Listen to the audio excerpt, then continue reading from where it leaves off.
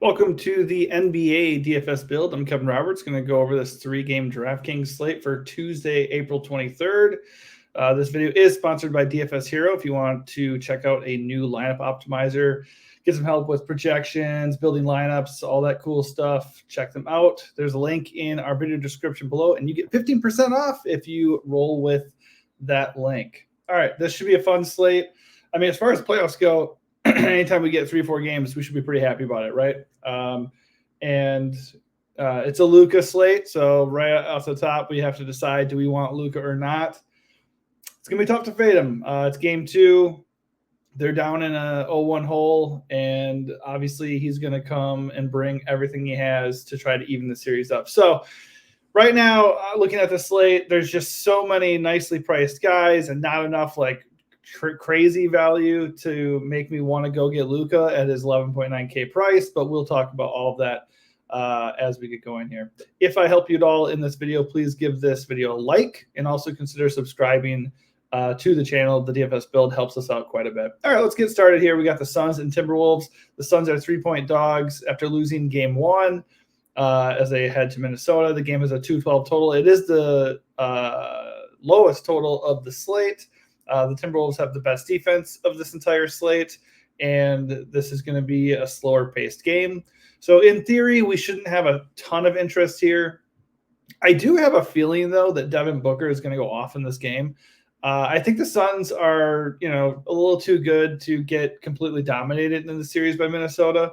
And he was not good in game 1. We know Devin Booker can show up in the clutch. So I think he's going to have a good game at 8.4K with a 41-point fantasy projection and a 22% boom rating. I think he looks pretty good. I love the fact that he's up basically on 12% in tournaments. That looks like an edge.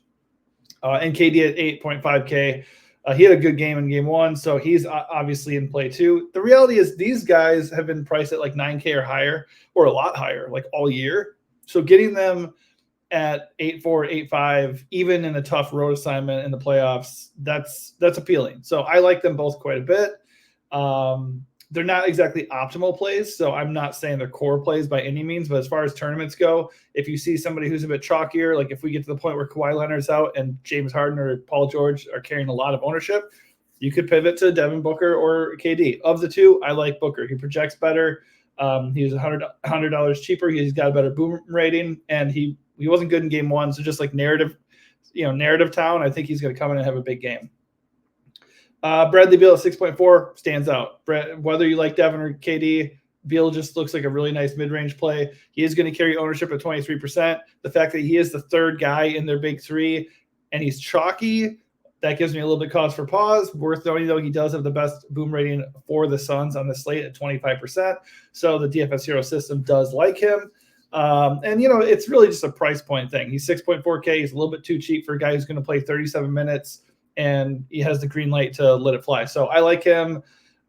He's probably my favorite Suns play as far as price goes. But he's a good play whether you're really into the Suns or not. And just like in general, Minnesota's defense is going to focus on KD and Devin. So Bradley Beal is going to get more open looks. He's going to be able to do a little bit more than he normally would. Nurkic is okay, but not really excited to play anybody against Rudy Gobert and a tough Minnesota defense.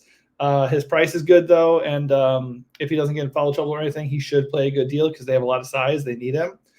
It's just not a priority for me. Royce O'Neal played like 26 minutes off the bench, 4K flat. I think you can do that if you really want to. I'm not, going out of my way to play a chalky bench Royce O'Neal, but he's viable. Let me check actually how Eric Gordon did in the first game. This actually could matter. He played 21 minutes in the first game, 7 fantasy points. Not good. That's just who he is. I said the same shit about Gary Harris yesterday. He had 8 fantasy points in game 1. And I was like, he was really cheap. He was a good play in theory. But at that ownership, I really didn't want to be in on Gary Harris. And, of course, he goes and gets like 28 fantasy points. That's just NBA DFS, man. That's how it's going to go. So cue the big game from Eric Gordon. Maybe. He was 0 for 5 in game 1. It's not a good matchup. He did nothing really in 21 minutes. But it's a big game, too, for the Suns. And it's Eric Gordon. He can get hot. You never know. And 3.5K is not a lot for a guy who's going to play 20 minutes. I'm okay with that. And he looks really good if Grayson Allen ends up missing. But if Grayson Allen plays, I actually think Grayson Allen's in for a big bounce back game. He had quite a spike as an NBA 3-point shooter on the year. So, he's just going to let it fly. And the Timberwolves cannot focus on him solely with all these other scores on the team. So 5.3K, I think he's a decent value here that is going to go a little bit overlooked. Right now he's carrying 17% ownership. So if his ownership ticks up, I'd probably lose interest. But if it stays right around there or dips, I think with his projection and price, he looks a little bit appealing. That probably does it for the Suns for me. Just as a recap, I'm going Beal and then Booker. And then the other guys are just kind of like whatever. If you get to them, I think it's fine. But those are the two that I really like the most. On the Minnesota side, obviously it's a little bit better matchup for them. Anthony Edwards is just, a beast. 56 fantasy points in game 1 with 33 real points. He does a little bit of everything. Obviously, he's known for his scoring. But, 9 rebounds, 6 assists, 2 steals in game 1. He really can fill it up. On the year, he hadn't been wrecking against the Suns, but I wouldn't pay much mind to that because it's the playoffs and he has arrived. The price is just about right. He comes in with a 45-point fantasy projection and a 24% boom rating. He's not a priority for me, but I think he's a good play, especially in tournaments at only 10% ownership. Rudy Gobert is probably the best Timberwolves play on the slate. He's 7.1K, coming in with 40-point fantasy projection and 34% boom rating. He's just going to go and play like a ton of the game and eat up rebounds and easy buckets and get blocks and shit. So like he just looks like a really easy play at that price. The only issue is that Cat is only 200 more and obviously has a better ceiling as a scorer and he can hit threes and stuff. So if we can actually get big minutes out of Cat, like he hasn't topped 30 minutes his last 3 games. If he can play like 35 plus minutes, I feel really good about Cat at 7.3, especially at 13% ownership. So right now, though, as things stand, Cat is not a priority for me, and Rudy would probably be the first Timberwolves guy that I would play. Mike Conley at 5.7 is just okay. Naz Reid off the bench at 4.8 is just okay. Not really eager to play those guys. I think the only other guy that I really would be interested in playing is Jaden McDaniels. Let me just double check his minutes. Game 1, he played 38 minutes. So obviously we know he's not like a monster point per minute guy. But if you're going to be out there in the playoffs for almost 40 minutes, I'm interested, especially at 4.1K. So, yes, you might play McDaniels, and he might be chalky, and he might get you like 12 fantasy points. That's very possible. But with those minutes and that price, I'm going to take that risk, I think. Next up, we got Bucks and Pacers. This is the game of the night. If you're interested in just stacking one game, this is probably the game to do it. It's got a 1-point spread. The Pacers are underdogs on the road. No Giannis. He's doubtful. And the game has a 223.5 total. Both these teams can push the pace. Indiana does not defend. So lots to like here. The only downside would be like if it blows out randomly, which is entirely possible. I could look at it from either way. I mean, the Bucks were crushing them in game 1 when they won. They could do that again possibly, or the Pacers could really, answer the call back and end up smashing them. I mean, keep in mind the Bucks do not have Giannis, and they've had games this year that got away from them. So, but as it stands, it's the best game to stack. Now, if it gets to the point where it's just crazy chalk, then we need to start looking at ways to get different and get away from some of these chalky plays. Like, for instance, in a vacuum, Pascal Siakam at 7.8K with a 44-point fantasy projection, 36% boom rating, looks awesome. He crushed in game 1. 36 real points. Let me just double check what he actually did. I think it was like 62 fantasy points. So he was super efficient, 15 for 25 shooting. The thing is, though, is Siakam going to go God mode 2 games in a row to start this series? My guess is no. So I would probably look to a different pacer, especially with Siakam coming in at like 50% ownership. Obviously, it's the price and the projection and the setting of this game. All of it looks great. No doubt about it. But if half the field is going to buy into Siakam smashing again, why not just go pay up 1,000 more for Halliburton, who's half the ownership at 24%, has a better projection, has a comparable boom rating, and he was quiet in game 1. I think Halliburton's going to be a huge game. He's going to come in and he's going to respond and have a big game. Another guy I really like as a leverage play for the moment at about 15% less ownership is Miles Turner. He's 14 or a 1.4K cheaper than Siakam. Another guy who was a little bit more quiet in game 1, but has had success against the Bucks. If that dude starts hitting his perimeter shots and blocking some shots, he's going to blow up and be a good play in a hurry. So this game obviously has a lot to like. I would just look for a way to get a little bit different, either within the game or outside of the game. So within this game, I would probably focus more on Halliburton and Miles Turner to get things started.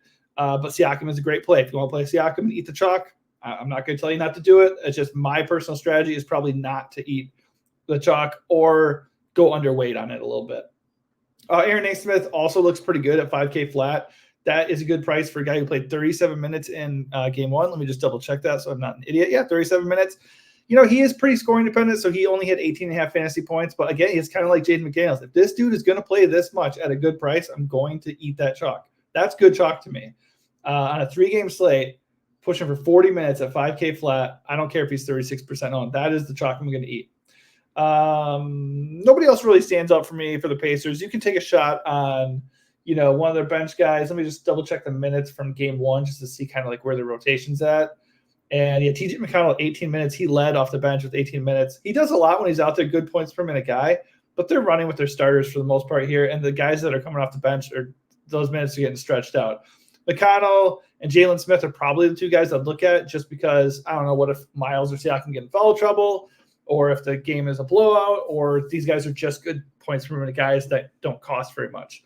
So those are the reasons why you could go there. I just probably won't. There's other value that's worth looking at, like Naismith. But yeah, so that does it for the Indy side. Just as a quick recap, I'm going Miles Turner and Halliburton as my first two guys. I like Naismith at 5K. And then I do like Siakam. He is good, but at that ownership, I'm looking to get away from it.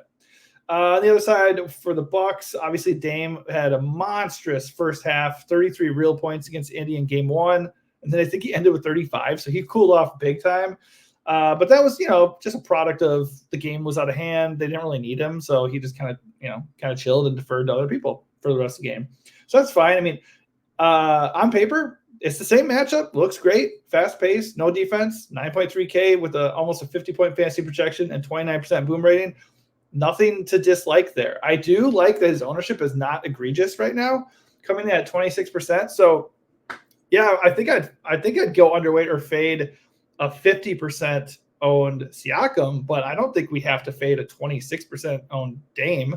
I mean, Dame has a really, really nice ceiling with Giannis out. He had 48 fantasy points in the first game, but that's just, and he still played 38 minutes, but that's just because he kind of took his foot off the gas a little bit. If he can keep it down there and go full speed, I mean, he's got 55, 60 fantasy point upside here. And his ceiling is at 57. So that's right on par with what I'm saying. So Dame looks great. Right now I'm building around Dame. I have no issues with Dame. If his ownership gets out of control, I would entertain being underweight or fading just because there are a lot of good point guards on this slate. And obviously there's Luka. So if you wanted to fade Dame and go up and get Luka, if Luka's low owned, that's viable. Staying with the Bucks here, Chris Middleton is a little bit more owned than Dame. He is cheaper. He's like 1.9K cheaper. He looks good. Nothing wrong with Chris Middleton. He just never feels like really fun to play. But he's like, he's back at full strength. There's nothing really to be afraid about with Middleton. 35 minutes in game one, 45 fantasy points. He even had a double-double. I mean, he's going to play. He's going to have a big role. He's a good price, great matchup. I have no problem with Middleton. I prefer Dame just because he has a better ceiling, but he looks good. Another guy who looks really good is Bobby Portis. He is very owned. He's pushing almost 7K for salary, but he projects really well. The Pacers aren't going to stop him. He can hit threes. He can block shots. He can get a double-double. He can really do everything. So I really like him at this price. I think if he was like up above 7K, I would get a little less interested. I do still think just because he's going to be really owned, we can entertain being underweight or fading. Especially if you want to like pivot and go to like Miles Turner in that same game for 400 less, you can totally do that. Or instead eat the Siakam chalk and then maybe get different by fading the Bobby chalk. I don't know. But I would, at this point, Bobby being cheaper and a little bit less owned than Siakam, he's the chalk I would rather eat. Brook Lopez is totally fine at 5.4K. Loving Pat Bev at 4.5 flat. He played 37 minutes, I believe. Yeah, in game one. He did not really connect on his shots, but he only took 5 shots. But he filled up the stat sheet, 29 fantasy points. If he can hit a couple of threes, I think he'll pay off quite easily. He's very, very chalky, but that looks a good chalk to me. I don't mind eating that at all. Let's see. Pat Connaughton, what did he do in the last game? 22 minutes, 16 fantasy points. Not really looking to get to him. Malik Beasley off the bench. He's the first guy off the bench, 4.2. He could get hot and explode. He's always a good GPP play, but very scoring dependent. Doesn't do a whole lot else, and I would very much prefer him as a starter if I'm going to play him. All right, real quick before we get to the last game of the night. Get some agua. All right, here we go. Dallas and Clippers. Dallas lost the first game, and they are now favored by 1.5 points in LA. And this game has a 216.5 total. So on paper, this looks like the second best game of the night. It's really tough to fade Luka just in general. I think when you look at this slate overall, I do not think right now Luka is super, super necessary. But the fact that he's coming in only 15% owned, has the best projection and by far the best ceiling of the slate is interesting. It makes me want to be very overweight on Luka. I mean, hammer game. He has a history of crushing against the Clippers. It's a massive game, too. They're down 0-1. They do not want to drop down 2-0. And he was good in the first game. 61 fantasy points in 42 minutes. He wasn't even like true vintage Luka, and he still had 61 fantasy points. So I think he has monster upside here. I think this is definitely a slate where he could go and get one of those 80 burgers and just nuke the slate. And if he's going to be low owned, I'm definitely going to entertain trying to pair him in there with Dame or just replacing Dame with him. But that is the strategy I would kind of deploy if I'm rolling out multiple lineups. In a single entry environment, I'm probably not going to play Luka and just try to get different other ways just because there's not insane value on this slate. If I'm going to go heavy on Luka or just overweight on Luka, I'm going to want to try a lot of different variations of those lineups to get that optimal, upside with the lineups. And just doing it one time in a single entry, I feel like it's just too risky. It stretches you too thin because you really would have to go Luka, whatever second play you like, maybe just let's say Dame, and then you just look at like 4.5K guys down the stretch, 4.5 to 5K bodies. It feels gross. So yeah, really like the ownership and projection on Luka. If you can get there comfortably, that 38% boom rating is calling to us, my friends. So it does look interesting. It's just like, do you want to fade Dame? Don't know. Kyrie looks good down there at 8.3K. He's too cheap. He's really not that chalky either. 20%, 25% boom rating. Kyrie looks good. He had a great first game. Obviously, he is not going to hold back, and he's not going to defer to Luka as much in the playoffs. I mean, Luka is the stat stuffer, but I mean, Kyrie's going to go and do what he has to do to help this team win. So another 30-point, 5 to 8 assist game or something is totally within his range of outcomes. At 8.3, he's too cheap. I don't know if you can really get to him on a regular basis if you're prioritizing the Bucks-Pacers game. But at 20%, we should consider it. PJ Washington looks like a good value at 5.5K, getting monster minutes, and he can always pop as a scorer. He also is a double-double threat.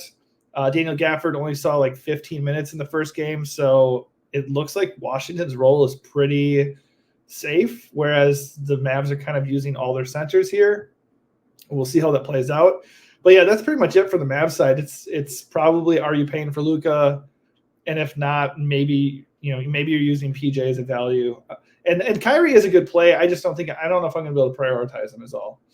On the Clippers side, it all comes down to what happens with Kawhi. If Kawhi is in, I don't have a lot of interest in this team at all. I think Paul George, Kawhi, and Harden all would be good prices, but I'd be worried about Kawhi being limited. I'd be worried about Kawhi cutting into Paul George and Harden's ceiling.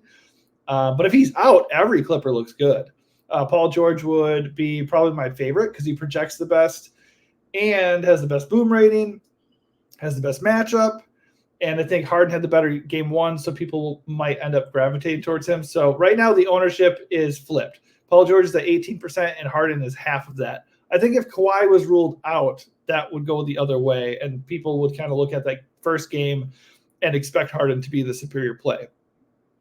I think as far as like safety and floor goes, Harden would be the better play if you want to just like play it cool and get a good Clipper guy to eat up a lot of the usage. But I just prefer Paul George's ceiling if Kawhi is out. Zubac would he looks good anyways at 5.8K just because he smashed with like 40 plus fantasy points in game one, and Dallas is terrible down low. So Kawhi or no Kawhi, Zubac looks pretty good at 5.8. And then if Kawhi's out, we can look at Norm Powell, Terrence Mann, maybe even Amir Coffey. I'd probably stop at Norm Powell personally. I just think he'd be a lot more involved if Kawhi is out. And he was not good in game one, so nobody wants to go play Norm Powell right now. He's only coming in at 13% ownership. Pretty sure he played quite a bit still. 30 minutes, 7 fantasy points. He just wasn't connecting on shots. He wasn't really doing much else. And they won kind of easily, so he wasn't really even needed. I just think that changes in game 2. I just need Kawhi to be out to know that. So the only issue with the Clippers is we don't know yet. As I'm, doing this video, we don't know if Kawhi is in or out. So we'll just have to adapt or maybe even plan for it because I don't know if it's the last game of the night at 9:00, 9 Central, anyways. So we don't know. We'll just have to wait and see. But overall, as things stand, I am building around Dame. I really like the Bucks-Pacers game. My favorite value is Pat Bev, which feels great. But he just looks the best. So I'm starting with that game, and then obviously went over some of these other plays. In the Suns and Timberwolves game, Jaden McDaniels at 4.1 is one of my other favorite values. And then we just need to think about what we're going to do with the Clippers and Luka. All right, that does it for me. Hopefully I helped you out a little bit. If I did, please give this video a like and also consider subscribing to our channel. Thanks for watching and good luck.